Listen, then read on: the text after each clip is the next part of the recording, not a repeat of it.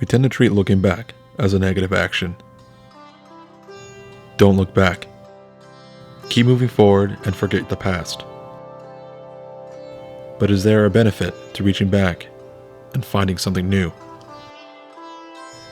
Realizing that the past is prologue allows us to look back at all of our past triumphs and transgressions as learning lessons and motivations, rather than the painful trauma of failure and regret we tend to associate with yesterday.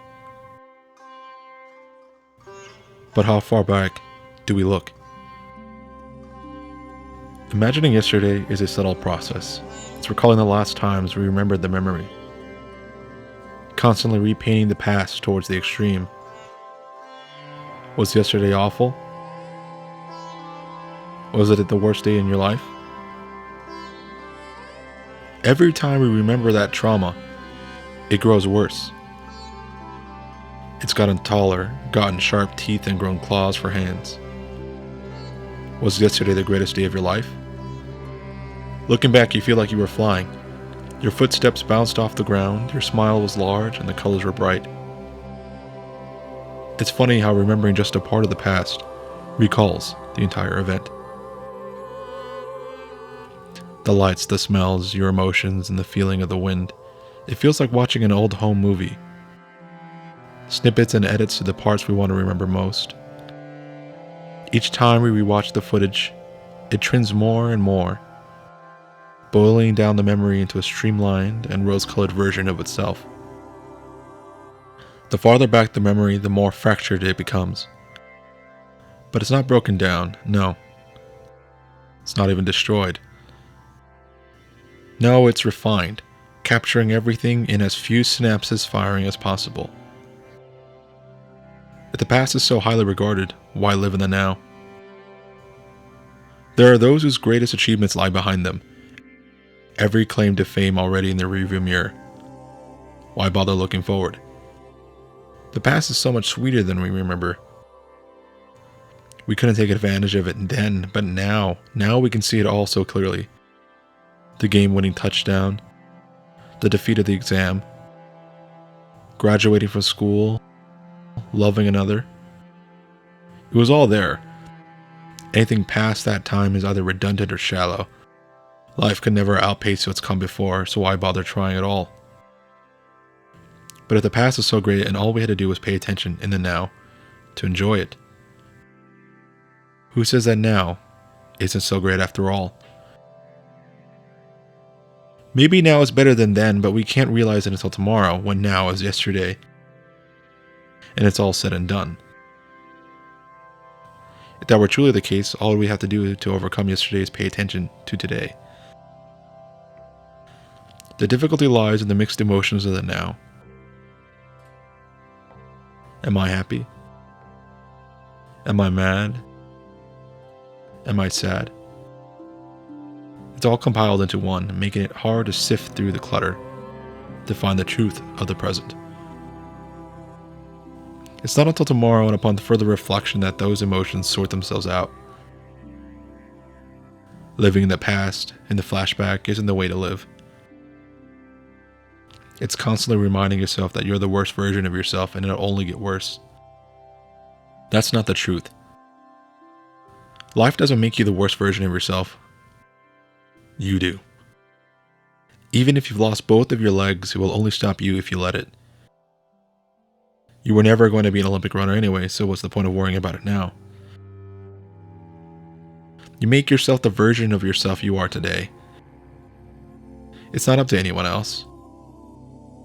If yesterday was the gold standard, then beat that kid into submission and do better tomorrow. Sometimes it's not so easy. Sometimes there's a point in the past holding us back, haunting us like long dead ghosts, imprints on our behaviors that we can't shake. Sometimes we can't help to look back. It's not our choice. We're constantly sucked into the void and forced to relive the trauma over and over again.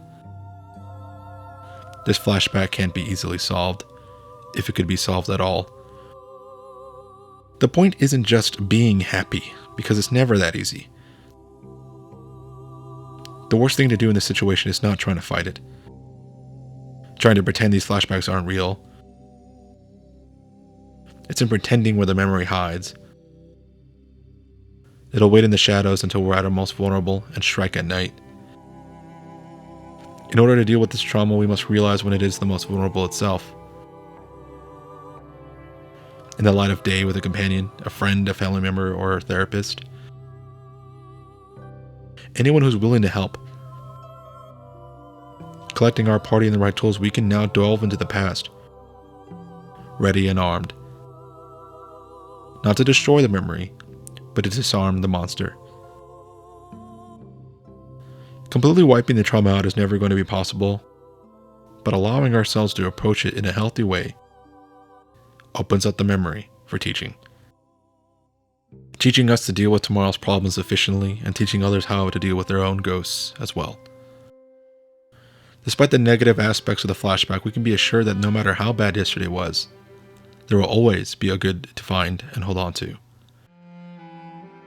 Those childhood memories where it felt like anything was possible, soaring through life on pure imagination alone. That's the thing about flashbacks. They're never as bad as we think they are. They exist to remind us of good and bad times, to help us move on from them, or to learn from them. Maybe a dead-end job has you down, but then you smell something that brings a deluge of memories associated with your favorite day. The day that reminds you what you were living for. The day that inspired you to reach further. Maybe you don't immediately quit your job, but you remember who you used to be, and who you always wanted to become. That flashback triggers a part of you that lied dormant for years, and now they've been reawakened, ready to get to work. I suppose the most fascinating part of flashbacks for me is just how much we try to recapture that same memory. That's why we go back to our favorite restaurants, revisit our favorite theme parks, watch our favorite movies, music, and TV shows. It's all about trying to rekindle that past time that we try so hard for. So we redo it. We go back and do another take, reinforcing the memory. Maybe you could never be recaptured exactly like it was, but maybe, once upon a time, we can get pretty close and create something new. This has been Future Orange.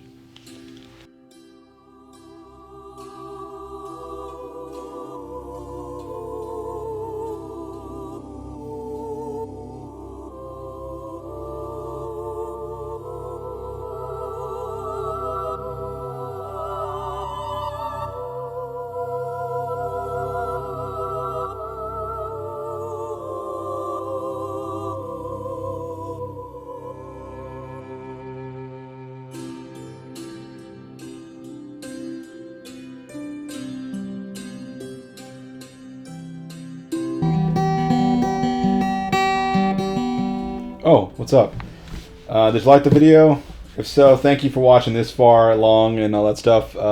Thank you guys for liking, commenting, and subscribing, sharing, doing all those things you normally would or would not do. It's been a pleasure doing this channel, doing these videos, and I will continue to do so.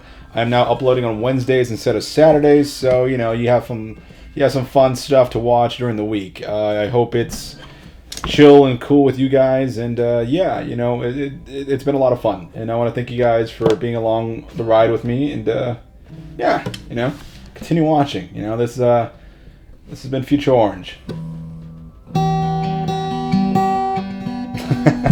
Later, dudes.